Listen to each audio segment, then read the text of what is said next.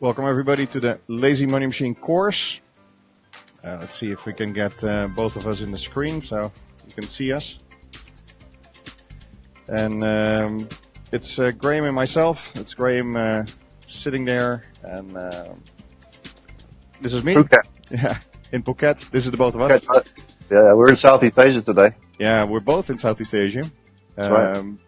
Episode number 2 of the course that we're putting together based on the book Lazy Money Machine that Graham and I wrote. And today's episode is about working hard won't set you free, as you can see in the title of the course today. And yeah, like I said, Graham is in Thailand, I think. Beautiful villa in the background. Yeah, And very nice. 30 degrees centigrade as well, just for any of you who happen to be in Europe at the moment or America. Yeah, Rub it in. mine is slightly cooler because I've got the aircon on, but yeah, Right. that's true. And it shows that we keep working and producing our content wherever we are in the world. Yeah, because we enjoy it, right? Yeah, absolutely. So let's have a look. Today we speak about the first part of our Lazy Money Machine course, which is how to get the life you want with a minimum effort. And the module for today is working hard won't set you free. And it looks like a contradictory statement, but we will explain later on why this is true for us and true for many people. If I can kick it off, let's start off with the first slide, and we will talk about that. And this is the picture that I wanted to show you. So what you see here is actually the main concept of why working harder is actually not working. What usually happens, Graham, is that, as we also talk about in the book, if you're in a career and you make more money, you get a higher salary, you grow up the corporate ladder, yes, the dollars you get into your bank account go up, but if you look on the right side as well, the things that happen in your life and the things that you would like to do or like to have increase equally. So what you can see there is that, yes, your income goes up, but also very likely your spending goes up. You want to have a bigger car, better house, you go out to lunch with your colleagues more, and your spending pattern tends to increase at the same rate or maybe even harder than your income. Now that's something that we probably both have experienced when we were in corporate jobs. I certainly have. Especially the eating out part for me was a big one. If you're in an office setting and lunch with your colleagues and sometimes dinners that are not always company dinners, that definitely start taking out a lot of the free cash that you get in as an employee.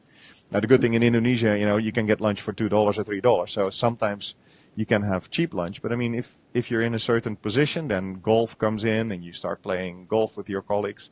And I definitely experienced that, income increase tends to result also in spending increase. Have you experienced the same, Graham? Yeah, I think you don't realize it, do you? But earning money is expensive. It's a strange conundrum. It's a strange paradox. And like you mentioned, like lunch and eating out and all these things add up. And you don't really see, if you were to move from, let's say, a starter salary of, let's say you were somewhere in Europe and you're earning $50,000 a year, and you moved up to a managerial salary of maybe 80,000 before you get, into the six figures. You don't really experience a lot of lifestyle improvement, do you? A lot of it just disappears, and you think, wow, where did my money go? Mm-hmm. I got a $30,000 pay rise, but where did it go? It all just disappears, and it's so easy to see all that money disappear without seeing, you expect to have more money at the end of the month, you expect to feel less stress about, making your bills and paying for the vacation and stuff like that. But in reality, so much of it disappears, and you end up at the end of the month thinking, where did it go? And all you have is golf or maybe a better car. But really, in terms of happiness, in terms of freedom, the impact is marginal, isn't it? Yes. Yeah, I would agree with that. And I think there's also like a vicious circle, especially if you're in a big city where most of time of working people is spent by working or networking, and then the people around you tend to follow a certain pattern as well, right? They tend to get better suits, they tend to get a nicer car, and they go, they show you, hey, I've just bought this or just bought that, or a better house is a big one, obviously. And even though, like now interest rates are very low, and I just read yesterday that the Dutch government is now reducing the amount of money you can borrow from 105% to 100% or something like that. So you can, in Holland, you can buy a house with 100% mortgage. So some of these luxury items that tend to come with a lifestyle might seem cheap, but it's like a race to the top for many people. And it's something to impress others for the most part. Unless you're really happy with the luxury and the things that you're buying yourself. There's this picture that I have, which I will show now, which is a picture of I think it's one of the rap stars. I didn't check who it is. Not Mayweather, Money Mayweather, no. I thought it was. It's not Floyd Mayweather. It's a young guy, and he's like in the music business. And he has this picture which I now have on the screen with, his Lamborghinis and his fancy cars. But none of them he owns, right? This is just all for show. None of this he owns. You never know, and that does happen a lot, right? That the people that feel like they need to show off, they just find ways to create Instagram pictures to show off, right? Well, did we talk about that before? You could actually, those Instagram pictures of people in private jets. You can actually rent a private jet. Yeah. On the ground. You don't actually fly the thing. You just go there and have your photos taken in a private jet. So I think that, the point was $150, $200 an hour or something. It was very cheap. It was very cheap. Yeah, it's like a couple of $100, and then you can get those photos taken. Yeah. So that tends to happen, right? That especially celebrities, but nowadays with Instagram, it's even more so. And this risk of keeping up with the Joneses or keeping up with the neighbors. I mean, this was already an issue when we were young, and we're not the millennial age, but nowadays, since the display economy or the display tendency on social media is even more so, people tend to really spend even more energy on showing off their lifestyle, especially, and with that sometimes comes money, right? And I think in this particular episode of the course, I mean, the key question that I want to pose is, who are you trying to impress? And we have this picture here on the screen now of a guy that is really asking himself that, right? Who are you actually trying to impress? And there's a great saying, which, it's, I might get this wrong, but it's something like, don't set yourself on fire to keep other people warm. Okay. And I think that's the whole lifestyle of trying to impress. You're setting yourself on fire. You're going through this pain. Right. Buying a car is a great example of it, isn't it? If you bought a car for, let's say you bought a nice German car, like a BMW, brand new, would cost you what? $40,000? $50,000? Yeah, maybe? For sure, yeah. So I haven't bought a car for years, so I wouldn't know now. So 50,000, let's say it costs you 50,000, that's after tax income, isn't it? Yes. So that would have cost you at least 80,000 in salary, if not more, maybe 100,000, depending on where you live. Yeah. So you would have worked $100,000 worth of salary to pay for a car. And here's the interesting thing, Erik, I don't know if this ever clicked with you when you were in that corporate life, is that why did you buy that car? You bought that car so you could drive to the office to earn money, to pay for the car. I thought, when I realized that, I thought, wow, that's really screwed up. What am I doing? Why, it's like slavery. I don't understand. People have got to break out of this. I have this picture still when we were doing our mobile SMS business. We had 3 shareholders, and we were all into cars.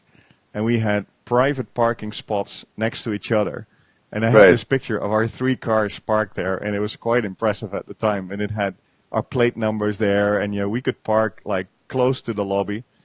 It was really cool. I had the cheapest of the 3, but I'm still stingy like a Dutchman. But it was, I think, if I'm not mistaken, it was a Porsche Cayenne, a BMW X5, and I had the Audi A6, but I had an old one. But it was like three black shiny cars with their plate numbers registered on the near the lobby parking entrance. Right. And yeah, it's like, I mean, and in Indonesia, I mean, I've been hearing from other people too here that, in Asian culture, or in Indonesian culture in this case, it's important the car you drive, because people estimate or they gauge you on that, right? The same way with the watch you wear. And I think that is still true to a certain extent, but at some point I thought, well, am I going to get that much more business if I buy yet another expensive car? And in the end, I don't think that really works like that. But there is part of culture here for sure that that people are judging you based on the car you drive or the watch you wear. But those are the only two items I think that I can think of that are really important here. I think what is interesting about that is that it looks good and it feels good, but ultimately, you as the owner, we as the owner of those things, have to pay a big price for them. Not just the financial price, but also something we talk about in this course, which we'll go into it, is also the emotional price of owning these things. Because you're attached to something, right? And you can't drive a nice car I had a nice car, Erik, once. I went through that phase. I had a few nice cars. At one stage, I had an S-Class Mercedes, 5-liter, with a V8 engine, everything. And it was big, fat, silver Mercedes.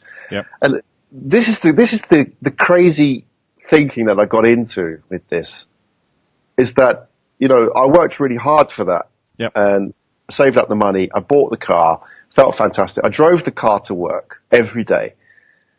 But I was so paranoid about people bashing and scratching the car, because when I drove to work, there was always like a bit where all the traffic converged and all the cars would sort of bump into each other and scratch, and there'd be the motorbike guys coming through, and I'd be like, oh, don't touch my car.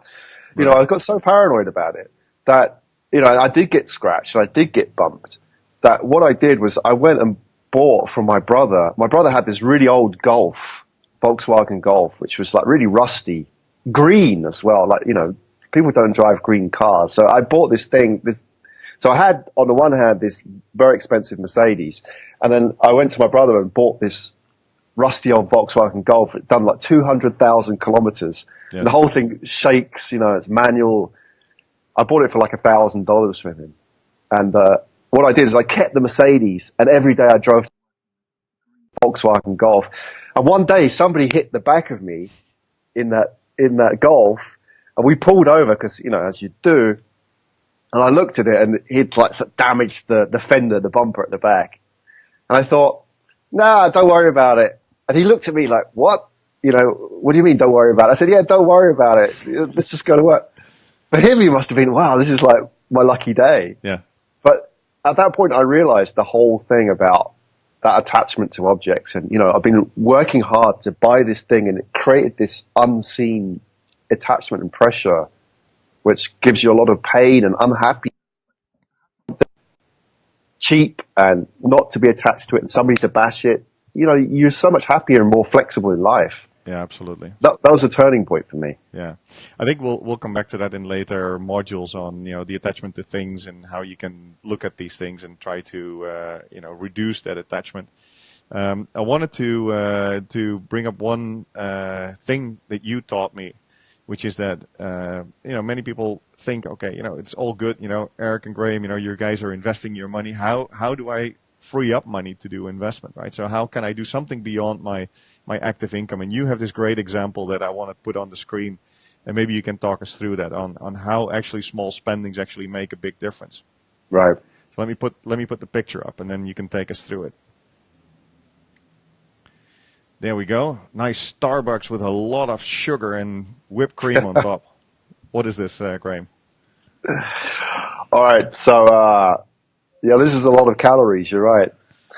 And I think that the point here is about small things add up big time. And a latte cost. What does a latte cost in Indonesia in dollar terms? Probably the same. Same thing, yeah. About $5. Yeah, everywhere in the world it's the same, isn't it? In Starbucks. Yes. $5. So you can easily spend $5 a day as a result of your lifestyle, which is, commuting to work and on the way and you grab your coffee, and that just becomes a habit and you don't think anything of it because it's $5 and you're earning 50, 80, 100,000 a year. It doesn't matter. But $5 a year, so $5 a day adds up very quickly. If you do the math, if you bought a latte every day over 10 years, if you invested that money somewhere else, so 8% compound growth, right, it adds up to a lot of money. What, 30? I think the actual figures is just under 30,000, but once you add tax on that, because it's after tax income, so we're talking 35,000, right, more or less, right? That's just a latte. So, I think you mentioned this before to me, Eric, and it made me think is that, when you start earning money, you become self-entitled, right? You think you're entitled to things, right? What did you mean by that? Well, I think what happens is that, I mean, especially initial success, right? So if you start working and you start making some more money than your student budget, then you start to feel like, oh, wait a minute. I mean, I see all these other people in the world who then have the nice holidays and start buying nice cars, etc. And I think that certainly happened to me when I was young, whereby I thought, okay, now I'm going to buy a car. Now I want to buy a house, right? So the common norm in society sort of drives you to spending without really thinking about it. Everybody is in this rut of earning money and then spending it. Your friends are going on holidays to the U.S. They're going on holidays to Asia. They're living in the suburbs or living in a terraced house in the middle of the city. So you go, well, I've studied hard for this. I've got a good job. I'm blessed to work in a big company. I was working in KPN in the Netherlands, big corporate company. They were paying well. I'm sort of I'm selected to be successful. And therefore, I'm entitled to live that lifestyle that everybody is living, and I think that results in, unthoughtful lifestyle changes. I think that's what it's driving it, right? Not so much the spending itself, but okay, now I want to have the lifestyle that comes with successful young people that come straight out of university. Right.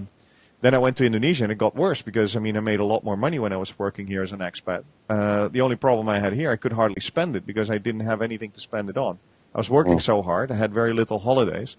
And the holidays that I did have ended up being commutes back to the Netherlands to see family and friends, etc. So my holidays were cheap. My physical possessions were limited because I was living in an apartment that I rented. So actually, it was quite lucky that I could stack up some money when I was doing this to start my business in 2005. And then all of a sudden, the whole thing went downhill because then I realized I need all my money that I make or have made to start building and start investing in these companies that I wanted to start. So that's sort of, I think, what happened to me. You end up being surrounded by a society where the common norm is that if you're successful, you tend to show it. And you tend to fall into that wave, I think, of people, doing that around you, so you follow. Right. And it's nothing that's, if you look around your lifestyle, you probably wouldn't see much difference between what you have at one point and then go back a year. There's not a lot of change. Like we talked about the latte example, $5 a day. Yeah. I mean, that entitlement could be going to the supermarket and, okay, instead of buying normal milk, I buy organic milk, right? Yeah. Those changes, you probably think, wow, that's nothing, but that's maybe $1 a day. And then we talked about $5 could be worth 35,000 in 10 years. Yes. You can see how, if you went to the supermarket and you shopped and spent $20, $30 more than you would before the pay rise, how that could really add up, right? Absolutely. And, that adds up to $35,000 adds up to a potential investment in a property, right? Yeah.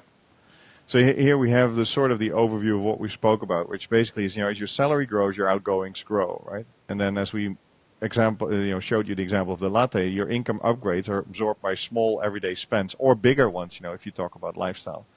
And the bad news is that if you stay in that flow, things won't get better. So basically, are we doomed, Graham? Yeah, let's just explain that things won't get better, because that's really important, isn't it? I think we feel that we're going to earn more money, and therefore at some point all these problems are going to be solved. Yes. You know, I learned this as a financial advisor, where I sat in front of people when I worked in London, and they came to my office and I advised them, even though I was pretty young and didn't really know much myself at the time. What I got to see was their lifestyles and the long-term effect of their strategies on their finances. You know, from everybody who are graduates to guys and girls who are 60, 70, etc. So I saw that, and, you know, they would sit down and they would explain all their finances to me. And I saw the difference, and I saw, as the example in the book, you know, a taxi driver and a doctor, and the taxi driver earned passive income from properties, and the doctor was like 200,000 in debt. Right? It just didn't make sense. You know, I thought, how is that possible? You know, there was no correlation between how hard they worked and their education and their salary and the outcome, which is their finances, right? So that was one thing I learned, and I thought, wow, everything I knew, everything I was taught at school was wrong. Yeah. You know, that I'm not going to get a better outcome. I'm not going to get a better future by working harder, by earning more money. I'm having a better education. Yeah. So I learned that. So, you know, are we doomed? Well, maybe we're doomed if we follow the system, because, you know, we'll end up like that doctor, because I'm sure that doctor went to medical school thinking, well, I'm going to earn a lot of money, and, you know, I'm going to get on my bike and motorbike across China when I'm like 35. You know, that's kind of the attitude people have. But the reality was he was like massively in debt. I don't know if that guy was happy, right? Yeah. So to answer your question, yes, if we follow the rules. So I guess people want to know, and people watching this and in the group will want to know, how do you break the rules? What's the answer? Yeah. Well, it's something, of course, that we in the book describe as passive income, money that comes into your bank account without you having to spend your time, and possibly sit on one of these nice lounges on the beach under a umbrella and sipping a nice margarita. Or here in Phuket. Or here in Phuket. In the morning. In the morning, a little bit cloudy, but still 30 degrees. Or in Jakarta. Obviously, or Jakarta. Passive income obviously is the solution. And what we're going to talk about in the next module is actually the millionaire lifestyle. So basically how to live the millionaire lifestyle without actually being it. So we're going to go into a little bit more detail on how actually, you know, what is perceived as being an expensive lifestyle can actually be lived with a lot less. So I think we leave it at this module with, you know, the solution to all this is passive income. We'll explain a lot more about that in future episodes. And Can I just add? Yeah, sure. Yeah, Go ahead. Thanks for introducing this. I wanted to just end before I let you do the sign off. But I think, you know, we've introduced an idea to people, and I think people taking this course, people in the group, the Lazy Money Machine group, maybe know this already, but that's not the point of why we did this. The point of why we did this was to give people the confidence that this is the right thing, that the traditional way of earning money and working hard to set you free is broken. And I think what we try to do here, Erik, and a lot of what we do in the course is give people who know that the confidence that when they sit around the table at dinner and somebody's saying, oh, you can't do this and you can't do this, or I'm earning more money and I'm getting a promotion and I got headhunted, to know that that is broken and give you the confidence, because this can be a very challenging journey, can't it? When you're on your own, when you break out from the group, you feel like you're banging your head against the wall. Sometimes you feel like you're crazy. Sometimes you feel like, am I wrong? Because I'm doing something different. This is what it's about. Give people the confidence. You're not wrong. Those feelings, those suspicions that you had that things weren't right in the traditional way of doing things are to be followed, to be, you know, listened to. You've got to listen to those intuitions that you had, because this is the right way of doing things, is to break out from the crowd, do things your own way. And what we're trying to do is just give you the information, the ammunition, if you like, that when you have those conversations, when people tell you or doubt you, you know that you're doing the right thing. Absolutely. We're going to continue in the next episode about the millionaire lifestyle. See you there, guys.